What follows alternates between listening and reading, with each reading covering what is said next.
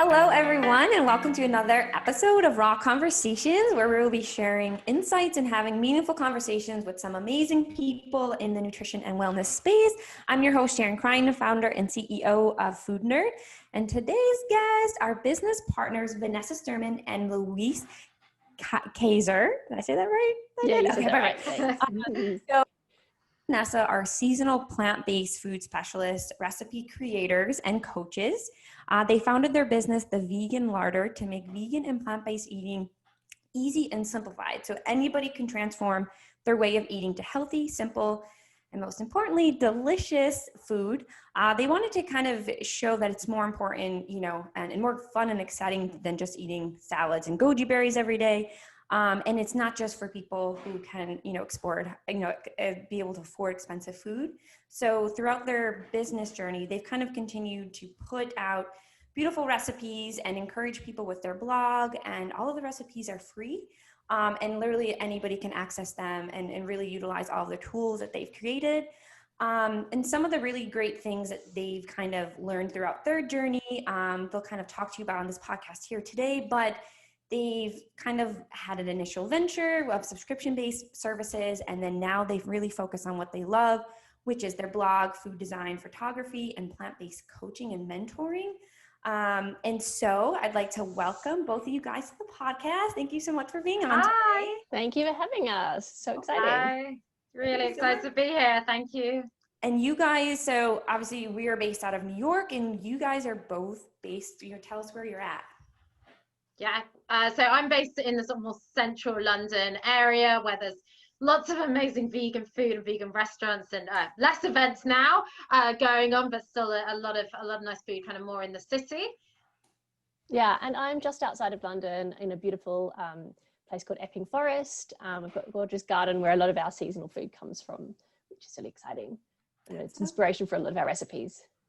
Yeah, and we kind of work out of Louise's house as well. That's where I test stuff in my kitchen, but in Louise's kitchen, it's where we do our YouTube videos and can do sort of a lot more of that side. And we get together and have our big cooking days there, which is lovely. Yeah, that's quite fun.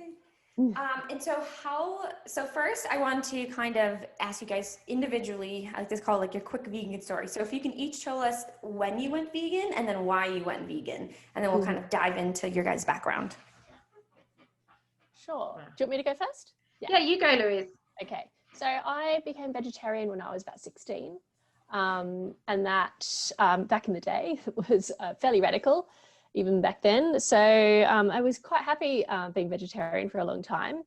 And then funnily enough, I went on a trip to the US, and I had started researching about what food I would be eating there because it had been a while. And I started delving into things like dairy farming and egg farming. And I thought, there's no way I'm eating that while I'm there.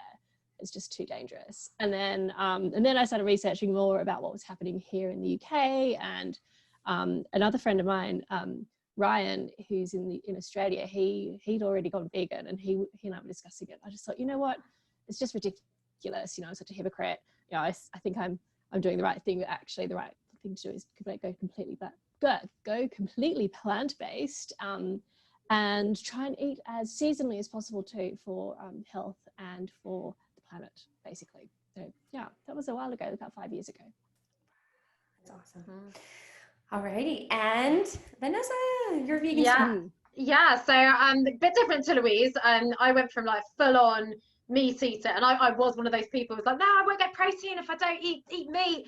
And that was about 7 years ago. And I'd always loved this idea of being vegetarian, but I think, a lot of the food I tried, if I'm honest, I didn't really get full off. I didn't think was good enough.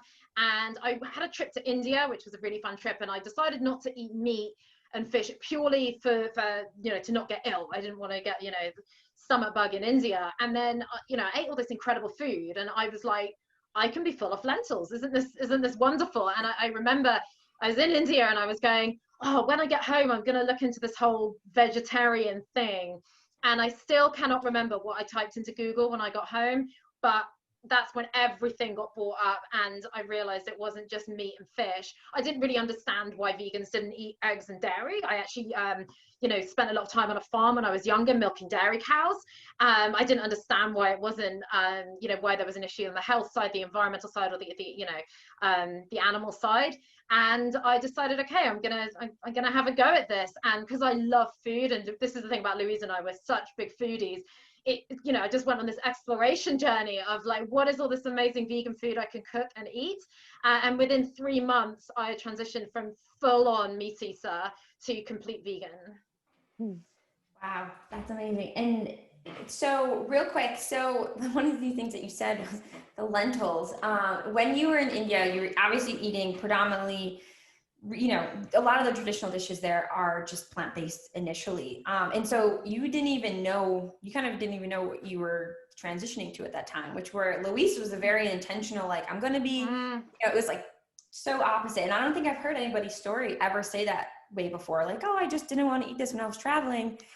And then I felt better. It's usually the opposite. It's usually like, okay, I'm making a decision and now I got to fight through it. So that's such an interesting story. Okay. So you guys are business partners. Okay. So tell us a little bit about just how you guys met and how the Vegan Larder got started. And anything that you want us to know about like your personal journey of, either how you guys met or how you maybe started this individually. Tell us the whole story. Yeah. So, I mean, I can start with how we met if you want, and then then you can tell that it's sort of actually started from there. Exactly. So, I mean, Louise and I, our friendship groups kind of cross over. Quite extensively. I mean, there's huge sort of network, and we sort of bumped into each other at the odd party. And I think the first party we ever bumped into each other at was it was a Japanese themed party. We were all in these crazy outfits, and there was sushi. And, we were the two people scouring around going, where's the vegan sushi? And then we sort of said, oh, hello. And that was kind of how we met. And there was, oh, I'm vegan, you're vegan. And you know what happens when two vegans meet and no one else is vegan at a party. So that's how we initially met. And then we met like at another party, probably like 6 or 7 months later. And then it was at that party that Louise said, come and have food and spend the day with my partner and I in our lovely house in the countryside, and we'll make lovely vegan food. And and then we just started going to lots of vegan events together, and the shared love of food. Exactly. So hatching a plan. Yeah. So how long ago was that? That must have been three years ago, 3.5 years ago. Yeah. So I had already started a blog, and it had been around plant-based eating. It was at that point, I think it started out as vegetarian. I'd made the transition to plant-based. So I had to change the name of the blog. It was initially about the bees in my garden and my cat. So it was called Poppy and the Bees, and it had nothing to do with food. It was just about me faffing around in my garden, getting tomatoes and making stews and stuff like that. So it started out like that, and I was really excited because I was learning a lot about photography and learning a lot about recipe writing and like how the blogging world works and how to structure things. And then I decided I had to change the name of the blog, and Vanessa had come along and was like, actually, let's start a business, let's figure it out. So we started. And then it became the Vegan Larder. Yeah. Okay, so tell us the name. Tell us about what does the name mean to you guys? Yeah. Well, it was going to be the Vegan Pantry, but somebody already had that. Someone we knew actually, which was really cross about I just couldn't believe it. And they don't actually use that name, but it's their business name. Like, just give it to me, please.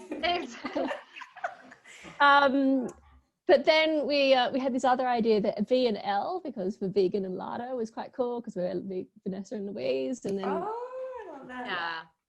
Yeah. And we decided to put the word vegan in it. And I know some businesses have that, some don't. I don't think it matters that much. But when we were starting, I mean, we were doing food consultancy, we were still doing the blog, but we did start out, I suppose, predominantly on the subscription boxes. And at the time, it was so important that people knew it was vegan because there wasn't as much vegan stuff around in terms of products and things like that. And we really wanted to be about filling people's, cupboards up with good vegan food. And it was, that was sort of the start with it. Yeah, and a larder is basically a cupboard in the UK. Oh, got it. Okay. Yeah, it's a pantry. It's a pantry. It's the same thing. See, I had no idea. I was like, what is that? No, it's a pantry. It's a larder. It's an old-fashioned term that if you're one of those really big old houses, it would have like different sections, and the larder would often be where the cold store was. But that's so cool. Oh, I love the history that you guys creative. I love it. Okay, so the first vision of your guys' business was obviously we both share this vegan bond, and we know how it's impacted our lives. We want others to feel this way. And so you decided to do this, was it the shelf stable subscription boxes that you guys first ran with? Tell us a little bit about, your journey with that, and what you learned, and tell us kind of how you guys pivoted. Yeah. So originally what the boxes were doing, and no one else was doing anything like this at the time, it was all food from smaller businesses. That was something, we wanted to help smaller businesses. We wanted to show people really cool artisan food. It was really importantly nothing we wouldn't put in our own bodies. So, we wanted to make sure we were showing people, look, this is really, really great stuff, and it's good for you. And it was mainly things you could cook with, and no one else was doing that. So there were lots of snack boxes, but there weren't things, we were doing things like sauces, spice mixes, marinades, and, things where people could actually, do a whole meal out of it. That was really, really important. We came together pretty well because Louise already had the blog, and then I also had like lots of contacts. I'd been doing a lot of various bits of event work, and I knew a few people in the market as well. So sort of coming together with those skills was absolutely fantastic. And we did really well at points, and it was tough. I don't think we realized, but we did. In the start of 2019, we got listed as the best vegan subscription box by the Independent newspaper, which was really, really fantastic, because it was a very, very special box. But we underestimated what it was like. Each box had 8 products, 8 suppliers, and because you are dealing with small businesses and you're growing with them, you are dealing with deliveries maybe being late. You are dealing with products potentially being smashed before they get to you. You're potentially dealing with things, having an issue with the date or something like that. And, a lot of our time did actually get drained with firefighting. We didn't quite realize. Profit margins ended up being really tiny, because by the time something went wrong, and then you had to fix it, and something, someone's order went astray, or something turned up smashed, and suddenly you was looking at these profit margins going down the gurgler, and then we were just ending up paying to have a business, which didn't make any sense. But it also meant that it was putting a drain on everything else that we're trying to do, which was the recipes and the photography and the production of other exciting things. I just thought, I can't do it anymore. Yeah. I mean, also when you looked at other people's businesses, I think, being very ambitious and being sort of, no, we'll be fine. We can do this, and we'll do this, and we'll do this. And afterwards, we were like, can you believe how many things we thought we could have in our business when we started out? We were trying to be this brilliant blog and still putting out recipes every week. We were still doing that. We were still working our full-time jobs, and we were doing the boxes, and we were like, oh, we'll do food consultancy and it'll be fine. And in the end, that's right. I've forgotten about it. I blocked it out of my head. And I do remember the phone call I got from Louise, where I can't remember what had happened that night. It might have been one of the nights where if the boxes go even a little bit overweight, your post and packaging goes from £5 to like £15. And usually we got the weight right, but because some of the businesses are smaller, some of their products aren't all uniform weights or something, and you're really balancing on a cusp. And I can't even remember, it might have been one of those nights, Louise. But the next morning you phone me, you're like, I can't do it. And I just was really relieved. I was like, oh my, yeah, let's stop. I felt really bad. I was like, it's taking over my life. I can't think. All I'm thinking about is bloody boxes. That's so one of the things that I think is what gives your blog and your mission power, is that you guys went through your own personal journeys of okay, what do we love doing, like what actually brings us joy. And I think a lot of people they try to do too much or so much just because there's a need for it, but then you kind of lose that passion throughout the way, because you get drowned in all the other like admin and all the other logistics of owning a business. But I think one of the most powerful things that, you know, any entrepreneur can do is like sit down and say, okay, like today I did 50 things and I'm exhausted, but what of those things gave me joy? And that's what we should do more of. And so, you know, you guys kind of are that perfect pair in a way, because, you know, what Louise loves is really the food photography and really like growing the plants and really making that connection. And then, you know, Vanessa, your whole side of how you're able to put it all together and help get the contacts and understand the counterpart to that was incredible. I mean, most people, they don't have that moment of self like realization and self like acceptance of like, okay, what do I love? And they just kill themselves for years and years, you know, trying to do it. So I congratulate you both for like having the self-awareness, because look what it's kind of created, right? Like now it was sort of spreadsheet based as well, some of that self-awareness. it was looking at some numbers and going, what are we doing? I think we'd had a really great somebody had asked us to review something, and it gained us more traction and likes and made us money more than like 2 months worth of work did. And I thought, what are we doing? Right. Are we insane? Right. Let's do something that's that people really want, you know, rather than I mean, customer acquisition can be really tough. It's super expensive. And the thing is that, you know, now with the things that we're doing, and we can feel we can give more value and feel really pleased at the end, whether that's, you know, Louise doing the food photography, we both do the recipe development side. That's so much more fun. We get to give so much more. We get to be creative. Then I do the coaching side, and you're transforming people's lives. And, you know, Louise and I are engaging with people on our Facebook group and, you know, on our social media, and actually helping people more practically. We're actually pleased about that. Some of it's free, some of it's paid for, but you're actually getting a bigger margin in terms of your clients as well. And with the boxes, became minimal. It became minimal, and also the output of our other things that were actually, I think, more people getting more value out of. So like the recipes wasn't as good, and it wasn't getting the reach, and it really wasn't getting the message across. So it's easy and fun and exciting. We were too exhausted to have fun with it. And, you know, I mean, what's the point if you can't have fun? Because what we had more time to do as well is when, so it was at the end of last year, we stopped doing the boxes. We had time to start writing posts on how to replace eggs. What's the best vegan protein, making really cool graphics so people could see that. You know, we got to do a lot more of that practical stuff, as well as, you know, do the recipe side and the photography a lot better as well. Whereas before it was like, quick, Sunday's coming up, better post that blog, you know, and we weren't getting any time to think about, you know, SEO or just, you know, making the blog as user-friendly and helpful as possible. That's awesome. So where you guys are now, you know, is a lot, you know, kind of narrow down and focus. You guys have the blog, you have the recipes, and then now I believe this is a new component of what you guys have kind of realized that you love doing are the Masterclasses. And so can you explain a little bit about, you know, everything that you guys offer now, and tell us about all of those classes that you guys offer now? Yeah, sure. So because I'll start with the class stuff. So we've basically been doing some one-to-one coaching. And that's to help people really transform their diets, have some accountability, but also give them the really practical information of, you know, why you might be hungry when you're vegan, how to have all the nutrients that you need. And we do this with our blog as well, but, you know, how to have the nutrients that you need without having to weigh out and measure things, and all the sort of painful ways that can make it really, really overwhelming, going plant-based or vegan.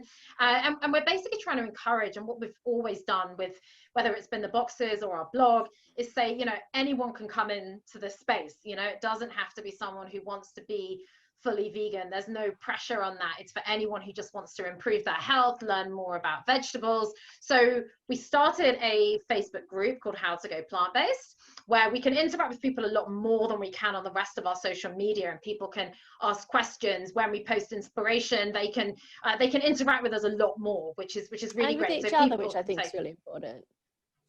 And and they can each other, bounce off each other, which is nice. So it's like a community rather than just us telling people what to do. Yeah, and they can share their ideas. We're very open to people sharing their struggles, and we also encourage that. We're saying, like, no one's perfect. You know, it's quite fun when we get to post a kitchen mishap ourselves and say, look, stuff goes wrong or we leave it in the oven too long and we burnt that. That's normal. Everyone does it. You know, it's a nice side because we've got the Instagram side, which is very, you know, there's a certain standard that has, and then you've got the side which is a bit more everyday. This is what we're doing every day. This is what we're eating. This is how you can do that really easily too.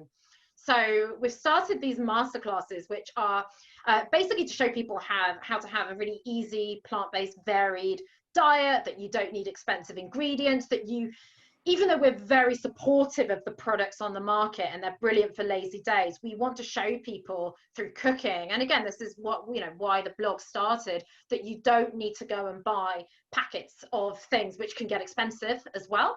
And, you know, some people don't even have access to that, you know, that you can have very simple ingredients, whether that's, you know, beans, vegetables, tofu, all of those sorts of things, and make the most incredible combinations of food.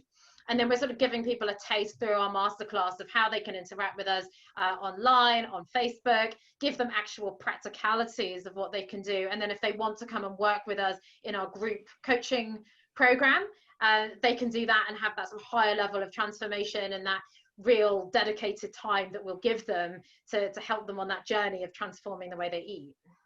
That's amazing. Yeah. And I think, you know, for a lot of people, I don't know, I think it's usually like, for me, for example, like I kind of came across this on my own and I didn't really have like a group of friends that I was doing it with. I didn't really have a support system.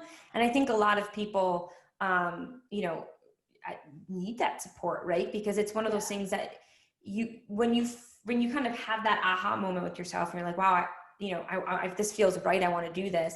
But then maybe you're surrounded by a bunch of people who maybe are even actively telling you shouldn't, right? Makes it even more difficult. So being able to like have like, you know, not just a place where you can learn, but also like a support group, like someone to say like, you know, Vanessa and Louise, like I had a really hard time, or, you know, this happened with this, or, you know, I'm getting pressured by, you know, my loved ones to, you know, that I'm not getting enough nutrients, and really giving people like, you know, kind of like a tool belt to armor themselves where they can feel confident doing it themselves, or even like encouraging other people, I think is amazing for what you guys are doing. I wish I had that, because I was literally like constantly like every family dinner, every, you know, friend event, it was like the highlight. At some point people had to like, oh, you're vegan? Like, what do you eat? And I'm like, everything that you eat except grass and rocks.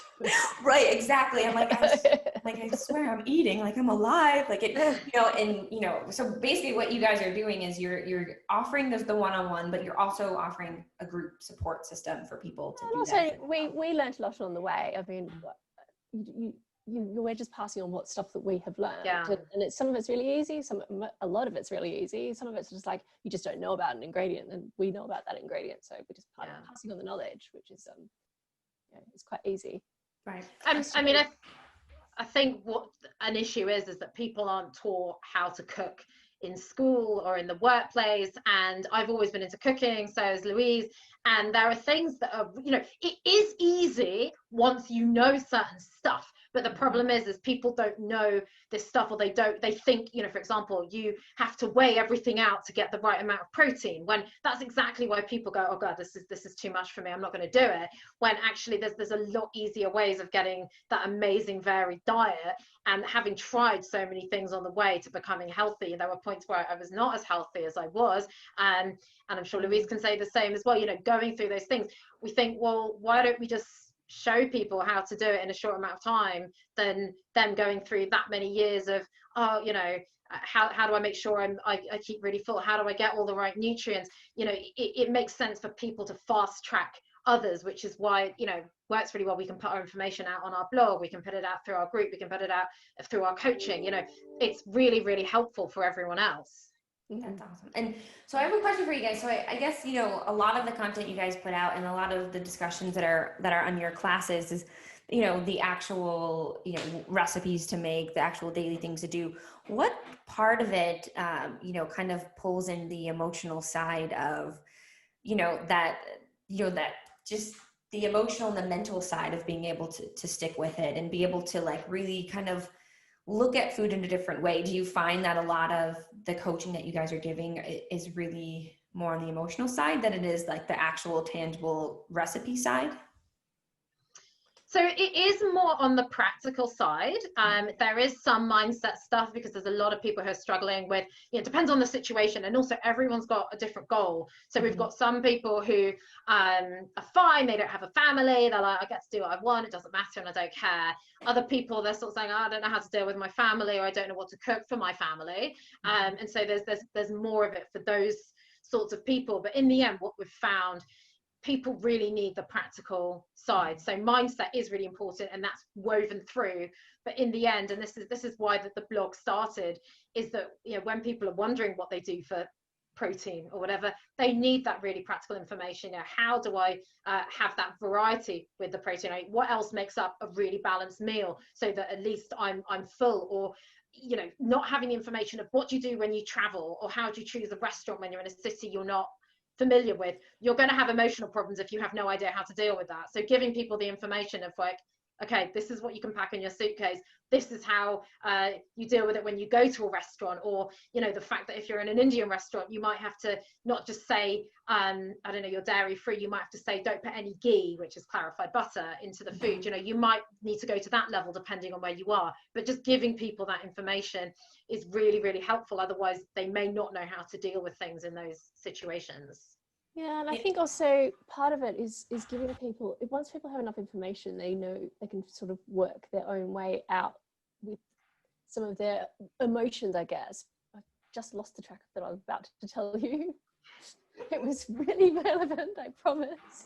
That's the worst. But maybe I can help you get back on it. And it's, I know for, when I started the meal prep and we were doing the fresh side of it, right? And so emotion, I didn't really think was that relevant. I was like, it's science, eat this, I'll give you all the science that you need and just eat this. But then when people were calling, I realized how much bigger the emotional component to food is. And that when you know what to do, you feel more confident, like you're saying, innately, you're like, you feel more empowered. But then there's like those moments of just like, I don't know if it's just the mentality that, the vegan kind of movement has put on the rest of the world, where it's like, it's kind of limiting and you're like, oh, I can't have this. Instead, it's like trying to reprogram your emotion and your mind saying, no, I can eat that chicken if I want, or I can eat that piece of cheese, but I'm choosing not to because of all these amazing reasons. And really focusing it on instead of a punishment or a restriction, of like off limit, I can have access to. And all the exciting things. And also I think one of the things that,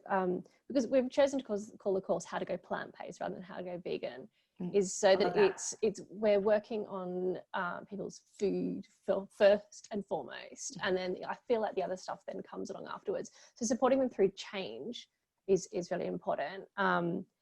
And that then comes down to, what food are you eating and how are you going to making those choices? But also if you mess up, it's not a problem. Just get back up and start up again. It's not, it's not a religion.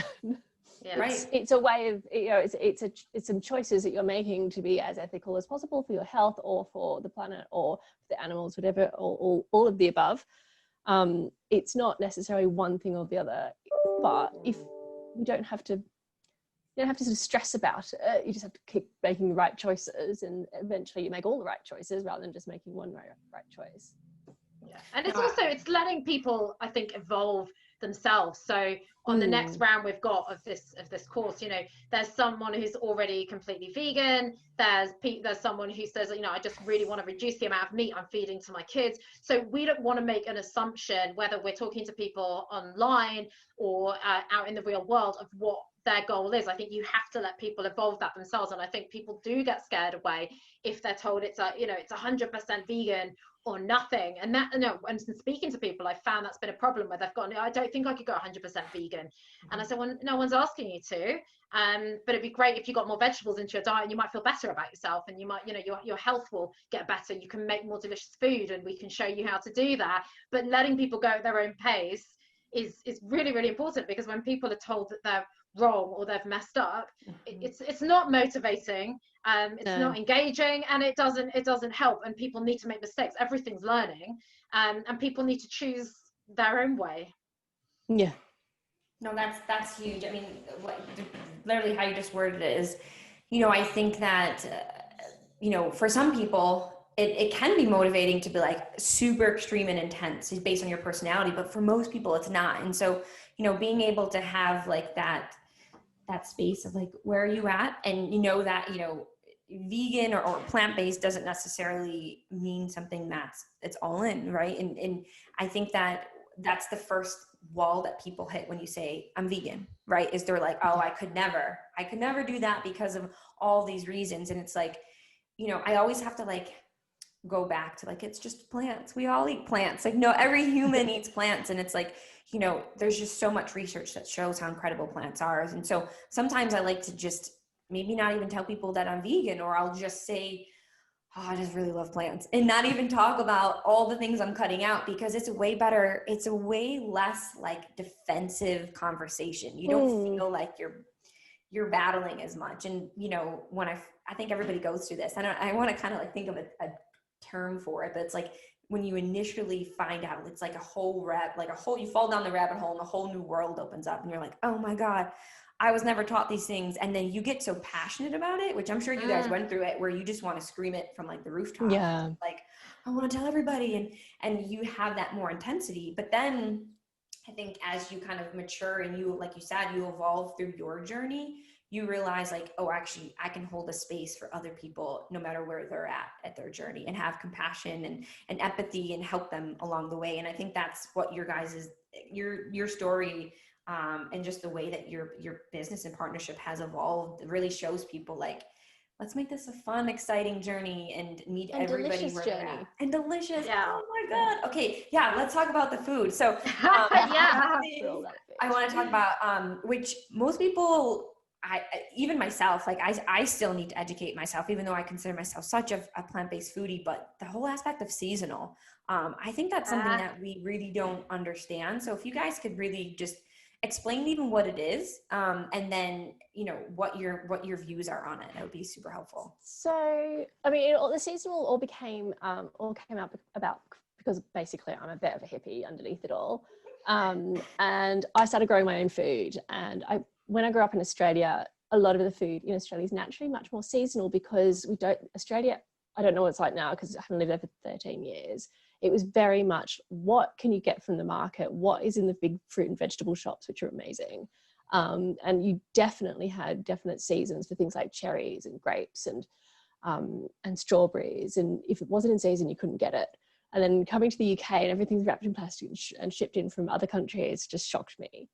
And so I started growing my own when I had my own garden. And the taste is better. It's better for the planet because it's not shipped in from all over the place. You know, you're not getting strawberries from Chile in the middle of, you know, December, which is ridiculous. It's just better. Also, the nutrient levels tend to be better. So if it's organic, especially if it's organic, but even shipping something from, I don't know, like any of the brassica families, so that's kale, cavallo nero, cabbage, any of those, they start losing the nutrients as soon as you cut them. So the closer you get it to you, the faster you get it to you, and the better you store it, the better it's going to be for you. But it's also going to be better for the planet because you're not doing all the food miles, but it's also going to taste better because... Oh, did she freeze? I think Louise is frozen.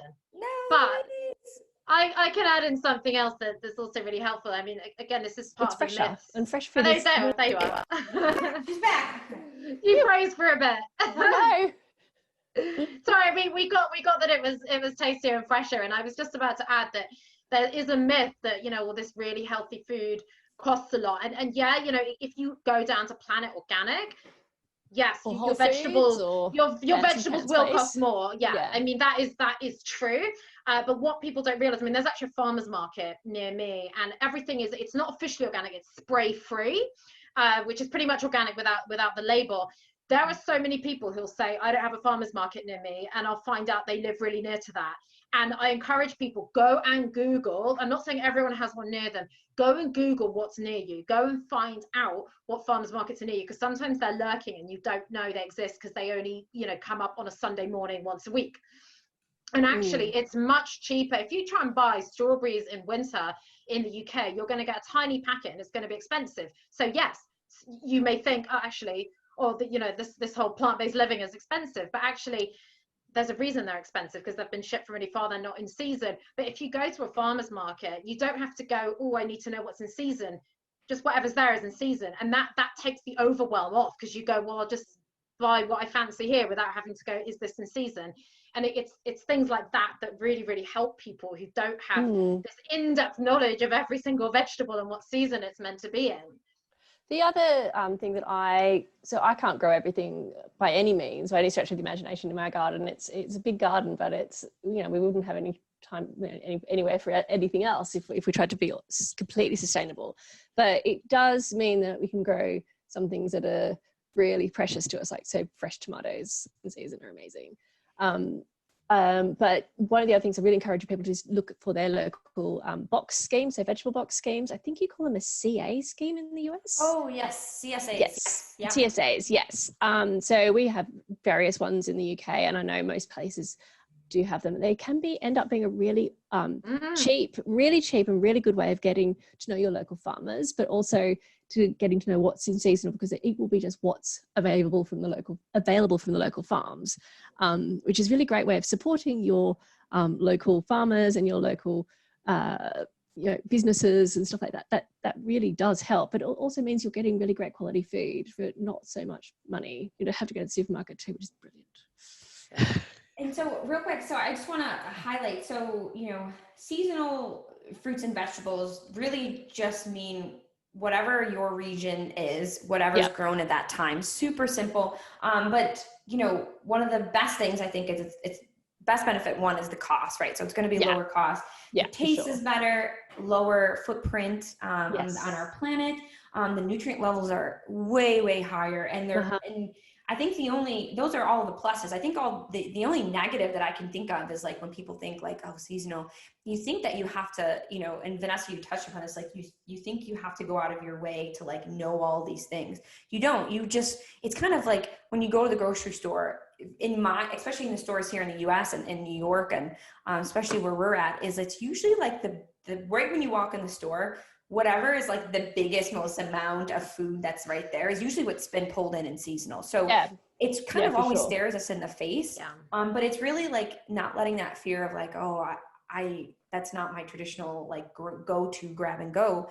And it also, one of the things that people don't realize is that the nutrient diversity, when you start eating things that you're not used to, that means you're rotating the nutrients, right? Because plants carry in very different compositions those micronutrients.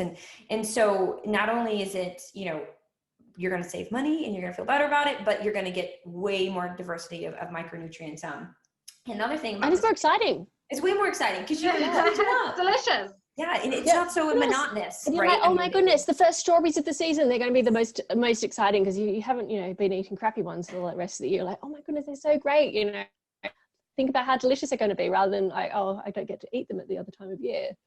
Right. It's also really helpful in terms of what the actual seasons are in terms of temperature. I mean, when it starts getting colder and you have more squashes coming out and you start making more stews and hearty food, these vegetables lend themselves really well to the heat or cold, and then when you are sort of getting into the warmer months, you are getting more of the berries and you're making more salads, and these things lend themselves really well. And that's what we also wanted to show people on the blog, that when it gets to these times, they can, if they have got a few squashes or pumpkins or whatever, they can have a look and go, oh, okay, these are some of the cool things I can make, that it doesn't have to sort of be, what the hell do I do with this, Right. It just doesn't like sit like a decoration in your pantry shelf. It's like, oh, exactly. That's a giant butternut squash, and you just stare at it for like weeks. You're like, what do I do with you? Exactly. Actually, squashes are great because they last. The really hard skinned ones, like butternut squashes, I mean, you pick them now and they'll last you all winter, because they're a keeper, and they'll taste even better after a couple of months. Isn't that crazy? Like, especially like to me, like when I tell people like, when in doubt, make sure just root vegetables, any type of anything that will sit in your fridge that you don't have to like worry about is going to be way more cost effective, and you get way more bang for your buck, and they're always way more emotionally like satisfying. Like, I don't care where you're from, a sweet potato or butternut squash is going to like fill your soul cup versus like some berries, right? Like it just makes you just feel so whole inside. So I actually had butternut squash and sweet potato and butternut squash like puree soup for the last few nights. with some vegan bacon on top, some green onions. And honestly, like I was kind of felt like I was 3 years old, like in a big blankie. Like I just, I love soups at this time of year. They're so comforting, and they're a really good way of preserving the food as well. So if you've got a glut, and I often get a glut, so tomatoes, for example, I'll just make a massive batch of tomato sauce and stash it in the freezer for later, and then bring it out in the middle of winter, and it's like, oh, I can have fresh tomatoes, which kind of goes against my seasonal cook, but it's still seasonal because I froze it when there was season.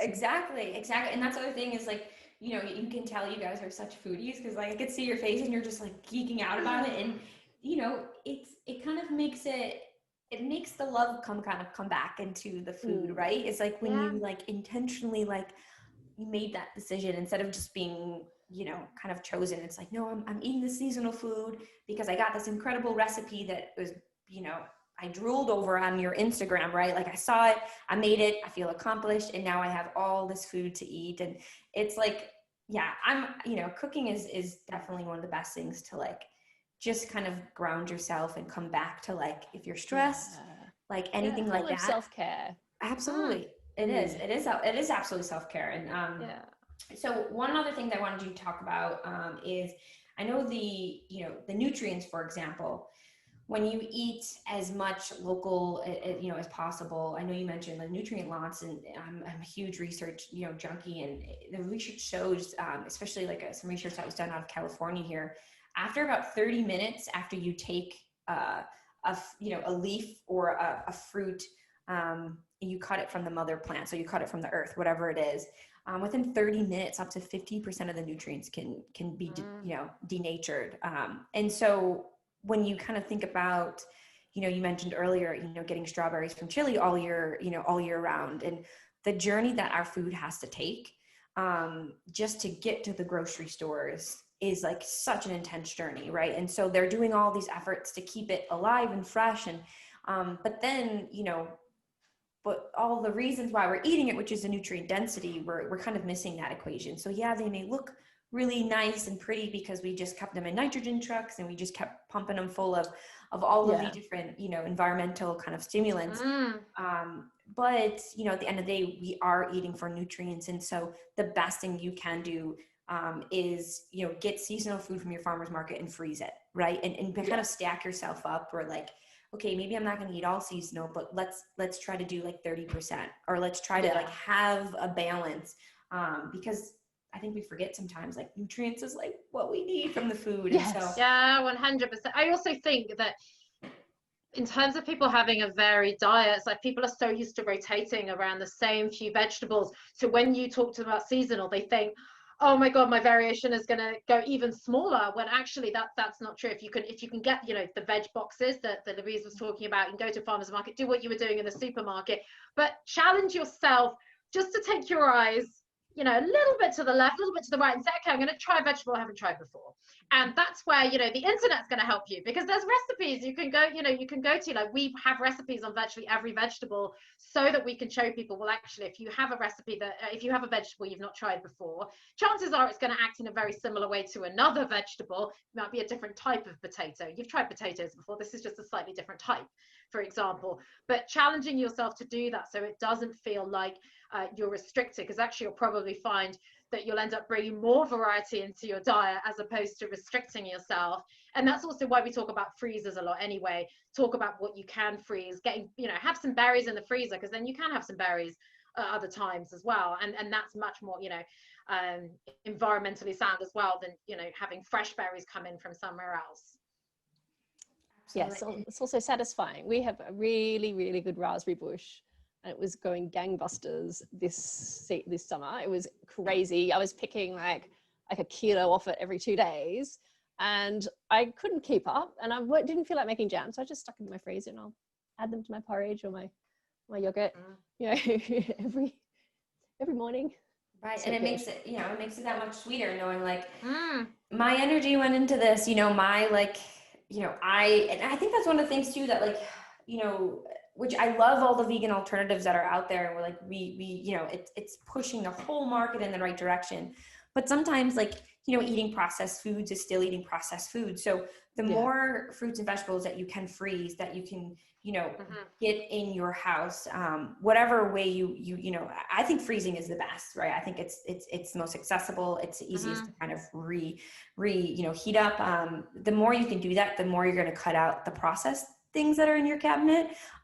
So, and I don't know if you guys have any type of like ratios or what you tell people of like, try to get at least, a certain percentage of, I'm sure your classes, you guys kind of dive into that a little bit more, because I feel like a lot of people will say, oh, I want plant-based and I just eat rice, like they feel like they don't know what to do. So they like cling on to the one thing they do know. But I think the message that I got from looking at your blogs was really diversity is key, and really, making fun with it. Yeah, exactly. Like having fun with it. And but we also give people simple ways to do that. So we had a little challenge on our group recently, which was try a different grain.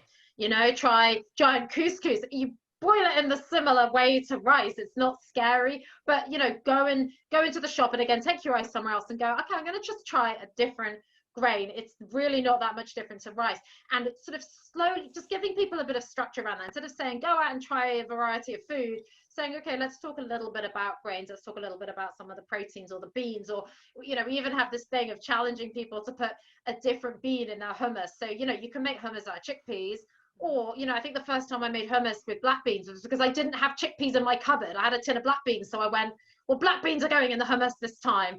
And and I think it's giving people the confidence to do that, because some people go, well, I don't have chickpeas. And if they can learn, well, actually beans are kind of beans, chuck whatever beans in you've got, they can start going, oh, okay, actually variety is good, it's not as hard as I thought. And they can start doing it with that bit of structure around it. Yeah, and herbs, and getting experimental with some herbs, because herbs have great micronutrients. And even if you don't have a garden, you can grow some on your windowsill, and they just give you so much joy. You sprinkle like a little bit of basil or a bit of thyme or a bit of parsley, whatever is, whatever you can grow on your homemade whatever, or even on your pre-bought stuff. It just adds an extra flavor level, and it adds a little bit of extra nutrients that you might not have had. And herbs are good. I was just going to say I was just going to say, and this is what I talk about a lot with people as well, is that these herbs have so many incredible properties as well to them. I know, we just talk about the nutrients. Some of them are really intensified, dense nutrients in those, whether that's dried spices and herbs or fresh ones. And, that they're really, some of them are absolutely brilliant for your gut health, for example. And, that's not only do they taste amazing and, bring out the flavor of your food and they look beautiful and all those things, you're also, doing really good for your body at the same time.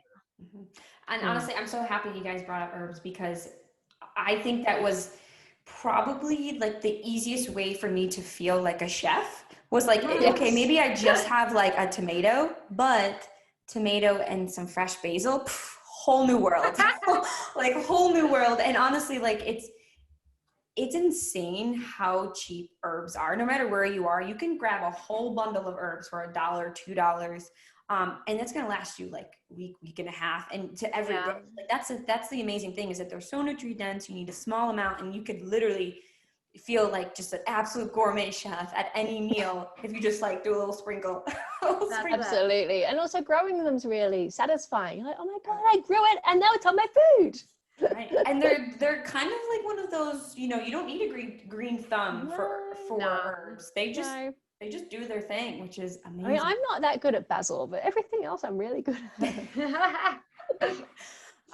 Okay, so I feel like I can talk to you guys about all the different like aspects of, I kind of like am envisioning how I want to walk through my kitchen with you guys and talk about all the things that you could do with every area of it. But one of the things I wanted to talk about before we end our podcast today is kind of like the cultural differences with being vegan, in the US versus, the UK and any other places that you guys have traveled to. What is it like where you guys are now? And then if you have traveled, to the US, and what was your experience, with the difference between the two? I mean, I think one of the first things to say is, even where I live versus where Louise lives, even though it doesn't take me that long to get to Louise, we have different experiences, because I live in East London, which is even East London on its own is kind of a capital for vegan food. And then around Louise is like, there's a Thai takeaway place we could get some food. Whereas I've got, you know, huge choice of, you know, vegan restaurants, non-vegan restaurants that have got really great vegan options, vegan markets that pop up down the road. And then you go to Louise's, which is, you know, sort of the outskirts of London, and you can say a bit about, you know, what that's like in terms of, you know, it's challenging. It's getting better. It's getting better. A cafe opened up recently in the village I live in, and it has 2 vegan options. Hey! And one of which isn't avocado on toast. Amazing. I know. Progress. Amazing. Yeah. But I think vegan options becoming easier. I know sort of back 5 or 6 years ago when I went to the US, I was on the West Coast. I was heading to Burning Man, and I was searching for like good vegan food, and I was also at the very beginning of my journey, so I didn't really know that. I was still used to eating quite a lot of cheese and stuff like that, and I decided I didn't want to do that. And I was surprised at some places it was really hard to find anything, and other places it was super easy. So I think the experience is kind of the same everywhere. And I'm Australian, and last time I was in Australia, it was super interesting because Australia's got much more of a cafe culture.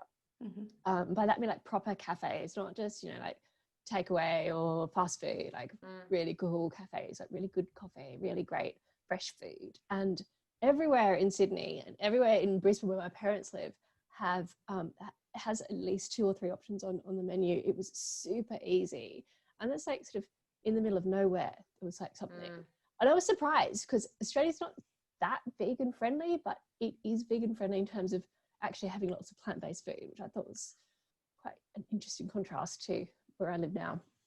Anyway. But I think what we thought is that there's the hotspots sort of everywhere. That, yeah, you know, you go to some big cities and it's incredible. I mean, I've done a bit of traveling in Australia, and it was, you know, paradise near kind of Byron Bay and Melbourne. But then some of the places we went on our road trip, we were like, let's just go to the supermarket and just buy a banana and run away kind of thing. You know, it really depended on. Yeah, but then what we really like, I think, about the sort of I mean, we do a lot of interaction with people in the US, obviously the UK, and in Australia, and, you know, because there's also no language barrier, it's amazing how much knowledge we can share. So in terms of our followers, the people in our group, the people that we work with in coaching, they're from, you know, all of those places and other places too. But it's really great to share, you know, common recipes.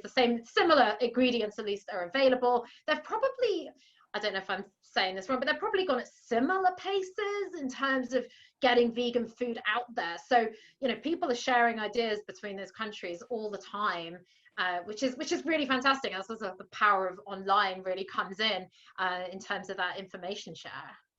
Yeah, I think that actually is a really good point, Vanessa. The online has exploded, and with it exploding has meant that just even commercial stuff that wasn't around a couple of years ago is so. I mean, you can find vegan cheese in my dodgy supermarket down the road, which was not there 2 years ago. I can tell you now. It wasn't even there a year ago, but hey, now it's there. You know, it's quite good.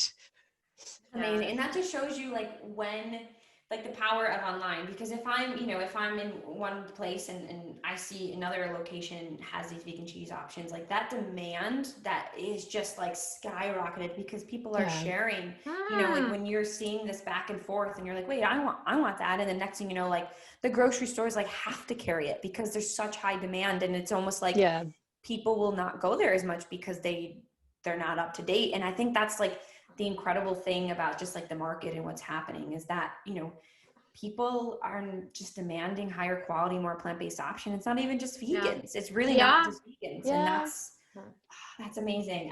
And I would say, you know, I unfortunately haven't been to the UK before, but it's on my list. Hopefully soon I'm going to be there. One day when this thing ends. Yes, post-COVID. Hopefully I'll be able to travel there. But yeah, I think, you know, you guys really said it pretty on point. It's really hotspots, and it's really based on, I think, the amount of people that are in an area. And like the closer you get to a city, the more people there's going to be there, and the more people that are just going to create that community of like demanding more plant-based things. I think that's really like what's pushing forward.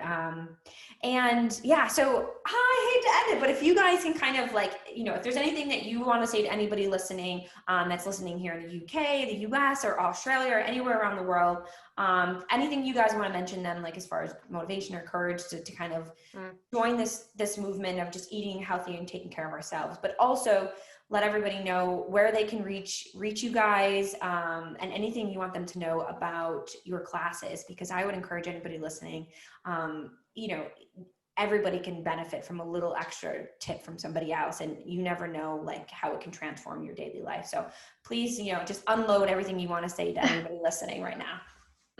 Great. Shall I go first, Louise? You go first, yeah.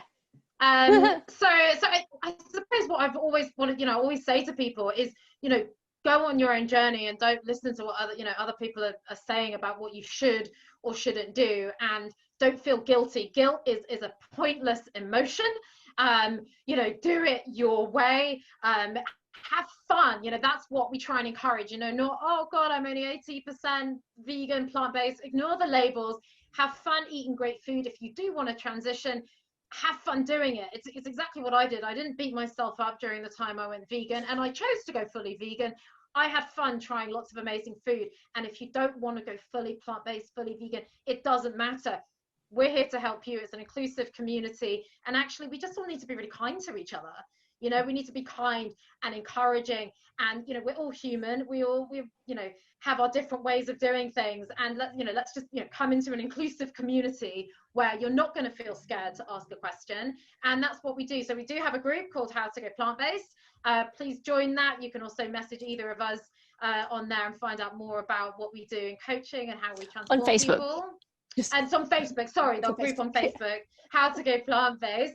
And obviously, you know, that's what our blog's been built around. You know, it has been built around these amazing recipes that are simple for, you know, for anyone to use to just explore vegetables more. So, you know, it's like, I suppose what we said before is that, Louise, we've said, you know, you do you know, and that's really, really important. For sure. And I think somebody said, I can't remember who said it, but we'd rather sort of 80% of people do the best they can 80% of the time than 10% of people do 100% perfect all the time. You know, it's sort of, that would then make the world a much better place and much nicer place to live in if everyone was, you know, just able to be a little bit better more of the time than just a couple of people being perfect. Yeah, exactly. I love it. Okay, so anybody listening, please check out the Vegan Larder and also go to their Facebook group, How to Go Plant-Based, and please reach out to Vanessa and Louise because what they're doing is amazing. And I encourage anybody here that's listening, just one extra plant a day, you know, love yourself through your food. And eat your vegetables. Exactly. And you know, love vegetables, love your body, and you know, kind of I was going to say drink lots of water as well. Oh my God, that's do your yoga. Yeah, all of those things, yeah. Be good to yourself, basically. Be good to yourself. Love yourself, absolutely. And you know, I love that you said, you know, don't let yourself feel guilty. Every day is a new day to start. And you know, literally don't judge yourself from the day before you wake up. Whole new you, whole new day. And, you know, as one female entrepreneur, you know, to you guys, like, I absolutely love what you guys are doing. And it's really the feminine energy that is so powerful, I think, in this plant-based movement. So thank you guys so much for everything that you do. Oh, thank you. And thank you for having us on here as well. And, you know, thank you for doing everything you do. It's a pleasure being able to speak to you. So thank you. Of course. And I know we're gonna connect a lot and we're gonna work together. Absolutely. So Vanessa and Louise, thank you guys so much. Thank you. And give you a big hug. Big virtual hug. And anybody who is listening, thank you so much for joining us on another episode of Raw Conversations. Please make sure to rate, review, and subscribe, and check out FoodNerdInc.com for any more science-based blogs on how to get more plants into your system. And please go to theveganlarder.com. And guys, thank you so much. And we'll thank you. It's been lovely. Thank you so much. Bye. It's been lovely. Bye.